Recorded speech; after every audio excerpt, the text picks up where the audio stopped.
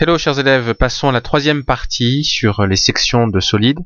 Et là on va parler de section d'une pyramide et d'un cône de révolution. Alors on va commencer d'abord par la section d'une pyramide. Alors avant de parler des sections à proprement parler, juste deux rappels sur ce qu'on appelle une pyramide régulière.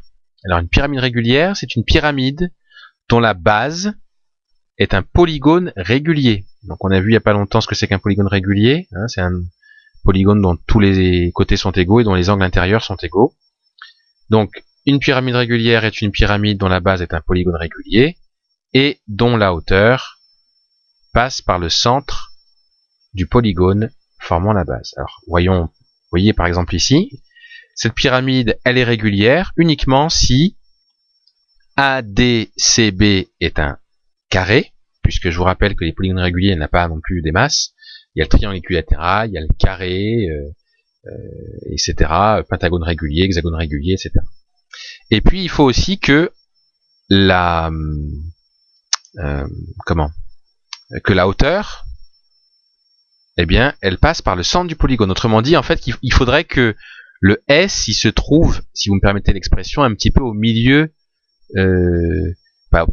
C'est très impropre mathématiquement de dire ça comme ça, mais c'est l'idée. Il faudrait qu'il se trouve aligné avec, enfin, à peu près sur la,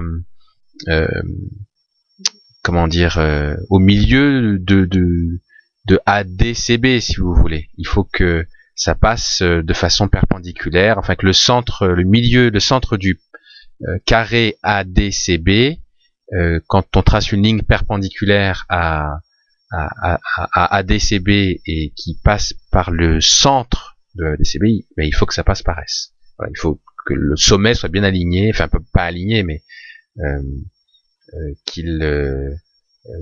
que la hauteur passe par le centre. C'est un petit peu ça l'idée, le centre de la base. Donc c'est ce qu'on appelle une pyramide régulière.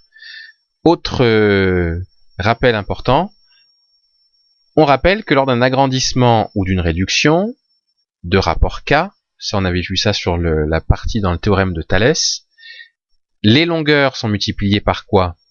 Pour passer d'une longueur à une autre, les longueurs elles sont multipliées par K, les aires sont multipliées par K au carré, et les volumes sont multipliés par K au cube. Et pourquoi on rappelle ça? C'est parce que vous en aurez besoin dans certains exercices pour déterminer le volume de certaines pyramides. Alors maintenant, dans une autre vidéo, vous allez voir donc la propriété 5.